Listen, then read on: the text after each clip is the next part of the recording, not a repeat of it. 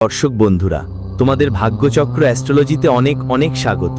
বন্ধুরা, তোমাদের দহলি যে গেঁথে দিয়েছে পরিবারের এই বিশেষ মানুষটা, এমন একজন যে সবসময় তোমার সুবিধে নিয়েছে, দরকার পড়লে তোমার কাছ থেকে টাকা চেয়েছে, আর সর্বদা তোমারই বেয়াবড়ি করেছে।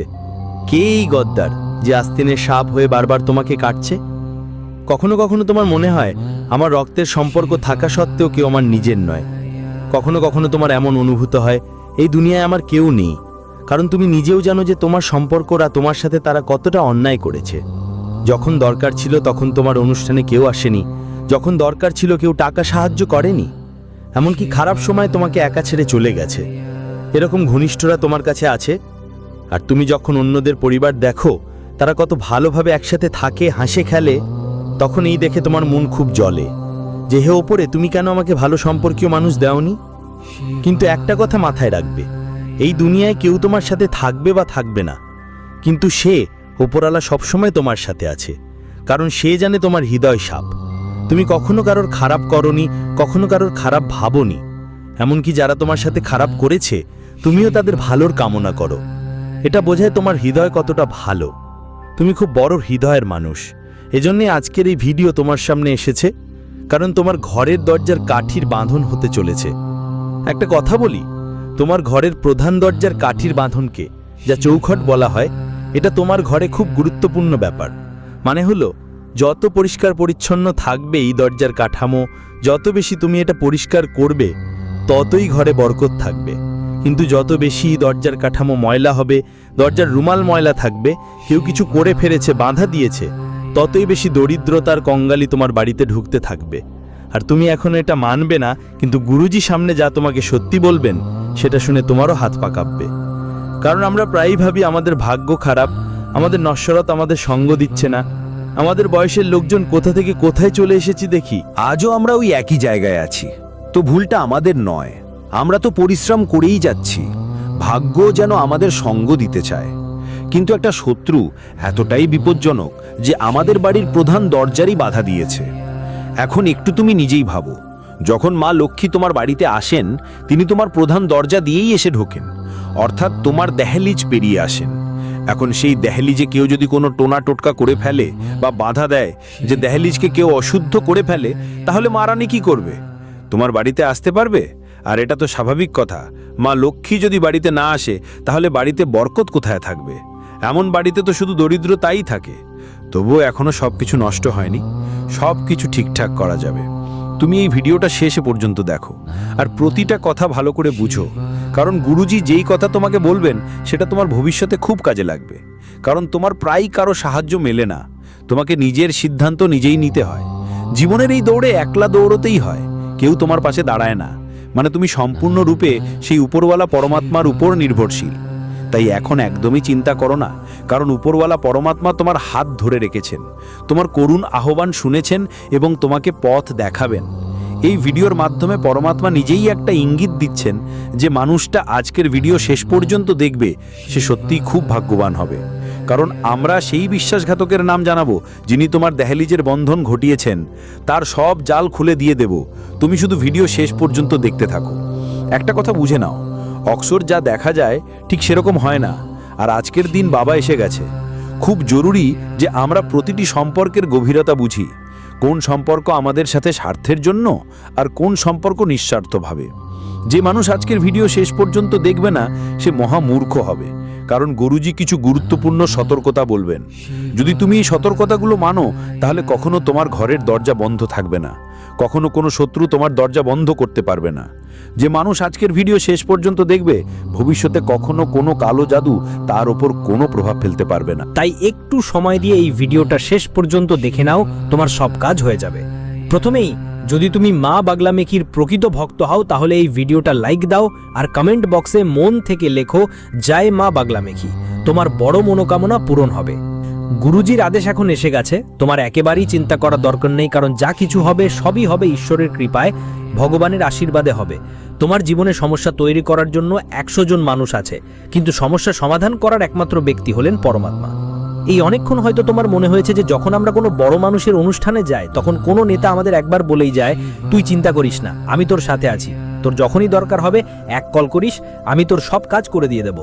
একজন বড় মানুষ, একজন বড় নেতা যখন এইসব কথা বলে তখন আমাদের মন ভালো হয়ে যায়, ভাবি এখন আর চিন্তার কোনো বিষয় নেই, সে খুব বড় নেতা, খুব বড় মানুষ, সে আমাদের আশ্বাস দিয়েছে, এখন আমাদের কাজ হবে। মানে একটা সাধারণ মানুষ যদি তোমাকে এমন কথা বলে, তোমাকে যখন কেউ তোমাকে বিশ্বাস দেয়, তখন তুমি কতটা খুশি হয়ে ওঠো, কতটা অহংকারী হয়ে হাঁটতে শুরু করো। দরকার পড়লে সেই মানুষ ফোন ধরুক বা না ধরুক, কিন্তু তোমার ভিতরে কতটা আত্মবিশ্বাস এসে যায় যে সে সাধারণ মানুষ। আর যে উপরে বসে আছেন তিনি সরাসরি পরম পিতা পরমেশ্বর, তিনি নিজেই সরাসরি মহাদেব ভগবান বিষ্ণু। তিনি তোমাকে বলছেন তুমি তোমার জীবনের চিন্তা করো না, খাও, তুমি তোমার জীবন আমার বিশ্বাসে ছেড়ে দাও এবং প্রতিটি দিন ভালোভাবে বাঁচা শুরু করো, তারপর দেখো আমি তোমার পথে থাকা সব কাঁটা সরিয়ে দেব। তাই একবার ওই পরম পিতা পরমেশ্বরের কথায় বিশ্বাস করে নিজেকে বিন্দাস জীবন যাপনের জন্য বলো, কারণ এরা তো সবাই সাধারণ মানুষ। আমাদের উপর আল্লাহ গ্যারান্টি দিচ্ছে তোর কিছু খারাপ হবে না, তো আমরা কেন দুঃখী থাকি? তুমিও নিশ্চয় লক্ষ্য করেছো কখনো কখনো খুব জরুরি কাজে যেতে চাও কিন্তু যেতে পারো না, বা কোনো বাধা আসে, বাড়িতে জরুরি কিছু হয়ে যায় আর তুমি যেতে পারো না, তখন তুমি মন খারাপ করো যে আমাকে তো যেতে হতো, আমার যেটাটা খুব জরুরি ছিল। কখনো কখনো স্বাস্থ্যের অবস্থা ভালো থাকে কিন্তু হঠাৎ করেই বিগড়ে যায়। আমরা যতই চেষ্টা করি ওষুধ বা গুলি শরীরে কোনো প্রভাব ফেলে না। এমন অনেকবার মানুষের সাথেও হয়, এমন একটা কাজ যার সফল হওয়ার পুরো আশা থাকে কিন্তু শেষ মুহূর্তে সেটা নষ্ট হয়ে যায়। বিয়ের সম্পর্ক শেষ মুহূর্তে ভেঙে পড়ে আর চারপাশ থেকে সমস্যা সেই মানুষটাকে ঘিরে ধরে, তাহলে এটা কেন ঘটে? গুরুজি খুব গুরুত্বপূর্ণ কথা বলছেন, খুব মনোযোগ দিয়ে শোনো। যে মানুষ আমাদের সুখ দেখতেই পারে না, যে মানুষ আমাদের হাসতে দেখে পারে না, যে আমাদের নিজের, যাকে আমরা নিজের মনে করি কিন্তু সে আমাদের নিজেকে মেনে না নেয়, এমন মানুষ চুপচাপ আপনার বাড়িতে এসে আপনার দরজার মুখে তালা লাগিয়ে দেয়। আর যেদিন আপনার দরজার তালা বসে যায় সেদিন থেকেই আপনার খারাপ দিন শুরু হয়। বাড়িতে অনেক ঝগড়া ঝামেলা হয়, পরিবারের সবাই একে অপরকে বুঝতে পারে না আর অযথা একে অপরকে বলে যায়, যার ফলে সম্পর্ক পুরোপুরি নষ্ট হয়ে যায়, ফাঁকা হয়ে পড়ে আর পারিবারিক বিভাজনের অবস্থা চলে আসে। কখনো কখনো এমনও হয় যে আমাদের স্বামী বা স্ত্রী পর্যন্ত ঈশ্বরের সঙ্গেও ঝগড়া ঝামেলা করে, অথচ আমরা একে অপরকে অনেক ভালোবাসি, কিন্তু তবুও কথা নিয়ে ঝগড়া কেন?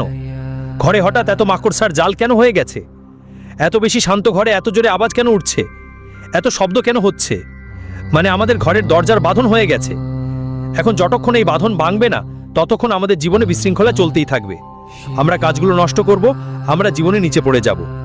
তাই খুব জরুরি যে আপনি প্রথমে আপনার দরজার বাঁধন দূর করুন, আপনার দরজাকে ওই বাঁধন থেকে মুক্ত করুন, তাহলে সেই কাজ আপনি পারবেন। সিংহের 7টা 3টে সাবধানতা মেনে চলতে পারেন। বন্ধুদের জন্য খুব গুরুত্বপূর্ণ কথা বলতে যাচ্ছি, যদি ভিডিওটা মনোযোগ দিয়ে শেষ পর্যন্ত দেখো তাহলে তোমার কাজ হয়ে যাবে। সেই বিশ্বাসঘাতকের নামও ভিডিও শেষে জানবে যে তোমার খুবই কাছের আত্মীয়। আর একটা কথা বলি, আমরা তোমাকে এই ব্যক্তির ব্যাপারে জানাচ্ছি কারণ তুমি সবসময় সন্দেহ করেছো, কিন্তু তোমার মনে হতো তাকে একটা সুযোগ দেওয়া উচিত, সে আমাদের পরিবারের লোক, কিন্তু তোমার সন্দেহ ঠিক প্রমাণিত হতে যাচ্ছে। আসলে এই মানুষটাই বিশ্বাসঘাতক বের হবে, নাম শুনলে তোমার রুম কেঁপে উঠবে। কিন্তু আগে আমরা 3টে সতর্কতার কথা বলবো। আসলে কোন 3টে সতর্কতা তোমাকে মেনে চলতে হবে, খুব গুরুত্বপূর্ণ ব্যাপার বলবো। যদি এই ভিডিওটা শেষ পর্যন্ত দেখো তো তোমার অনেক উপকার হবে।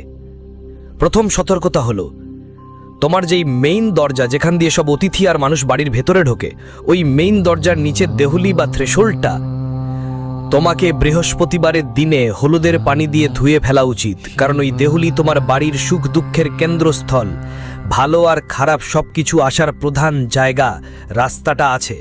তুমি চাইলে ওই রাস্তায় দেবী শক্তিগুলোকেও বুলিয়ে দিতে পারো, আর তুমি ভুল করলে ওই রাস্তায় তোমার বাড়িতে ভূতপ্রেত আত্মাগুলোও এসে পড়বে।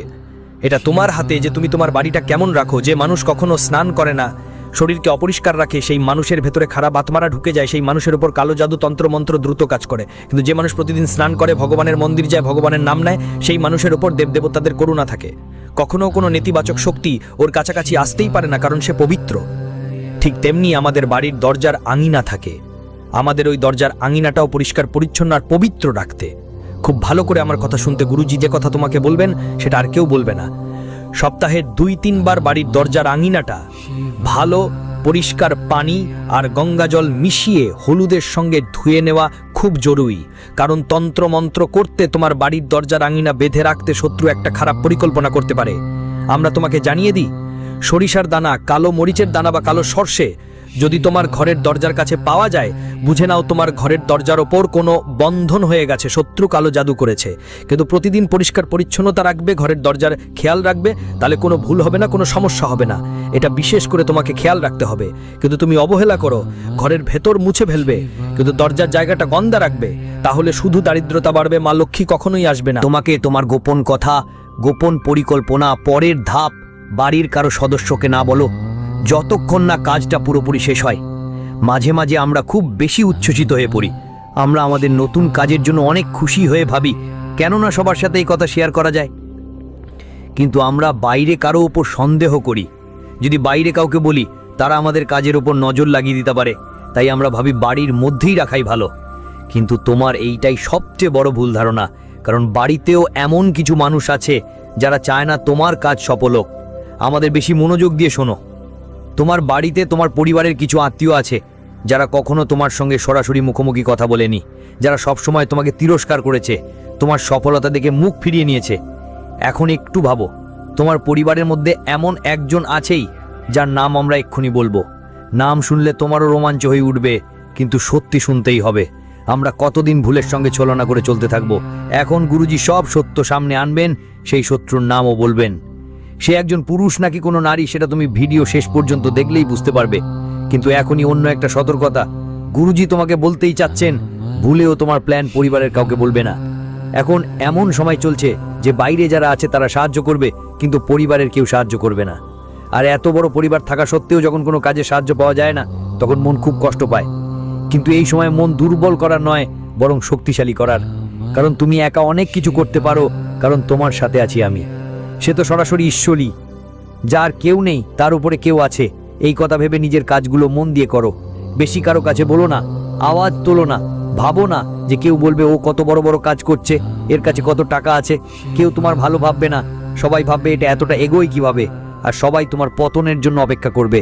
তুমি একটু বেশি আয় করলে, নিজের উপর খরচ করলে, কোথাও ঘুরতে গেলে, চারজন বলবে হয়তো কাজটা ঠিকঠাক না, তাই তো এত তাড়াতাড়ি এত টাকা জমালো। কমানো হয়ে গেছে। কারো কাছে তোমার পায়ে কাটা দেখার কোনো ব্যাপার থাকবে না। সবাই শুধু দেখতে চাইবে তুমি কোথায় পৌঁছেছো। তুমি সেখানে পৌঁছতে কতটা লড়াই করেছো তা কেউ জানতে চাইবে না। সবাই জানতে চায় তোমার কাছে কত টাকা এসেছে, তুমি কত উপার্জন করেছো, তুমি কত উপার্জন করো। এটাই মানুষের স্বার্থপরতা, এটাই আজকের কল্পবিজ্ঞানের সত্যি। কিন্তু এখন আমরা সেই গদ্দারের নাম তোমাকে জানাবো, মা বাগলামুখীর একটা উপায়ও বলবো। তাই একটু সময় নিয়ে যদি তুমি ভিডিওটা শেষ পর্যন্ত দেখো, তাহলে তোমার কাজ 100% হয়ে যাবে।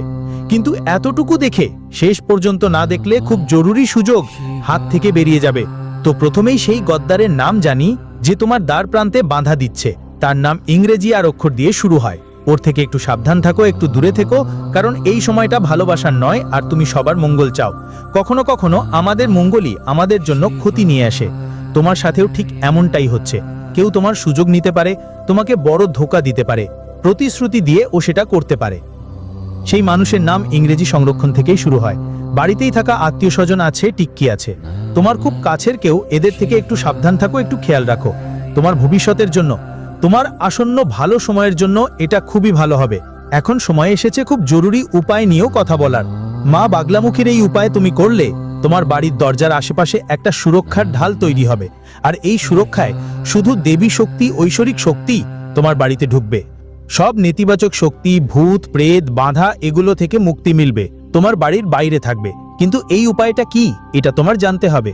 ভিডিওটা একদম শেষ পর্যন্ত দেখতে থাকো। মাতা বাগলামুখীর উপাসনা করলে বাণীর সিদ্ধি হয়, শত্রুদের ওপর বিজয় লাভ হয়, এবং মাতা এই রূপে তোমার শত্রুদের জিহ্বা ধরে রাখে। মাতা বাগলামুখী জীবনে আসা বিভিন্ন বাধা, বিপদ আর শত্রু থেকে তোমাকে মুক্তি দেয়। এজন্য তোমার অবশ্যই এটা একবার চেষ্টা করা উচিত। সবচেয়ে আগে তোমাকে হলুদ জামা পরতে হবে, হলুদ আসনে বসতে হবে, আর হাতে রুদ্রাক্ষ মালা নিতে হবে, অথবা যে কোনো একটা মালা। মতিমালা নিতে হবে। এখন যে মন্ত্রটা বলছেন সেটা 108 বার জপ করতে হবে। মন্ত্রটা হলো ওম হিলিং বগলামুখী দেবীই নমঃ, ওম হিলিং বগলামুখী নমঃ। এটা একদম জাদুকরি মন্ত্র। প্রতি শুক্রবার এই উপায়টা অবশ্যই করো।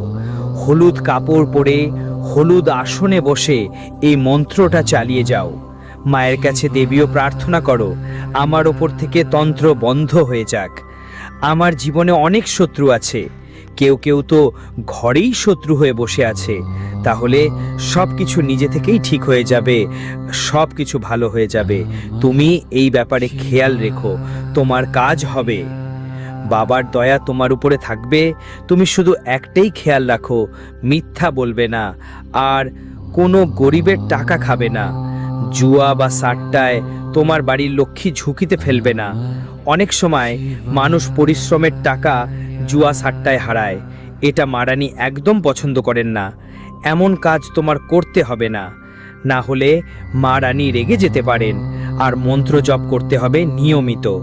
মন্ত্র জপ থেকে অনেক উপকার হবে। বিশেষ করে বাড়ির মুখ্য দরজার কাছে বসে তোমাকে এই মন্ত্র 11 বার বলতে হবে। এতে ওই বাড়ির দরজার বাঁধন ছিঁড়ে যাবে। আর ভিডিওটা ভালো লাগলে লাইক দিতে একদম ভুলবে না। সাথে আমাদের এই চ্যানেলটা সাবস্ক্রাইব করে নাও, আর বেল আইকনটাও এখনই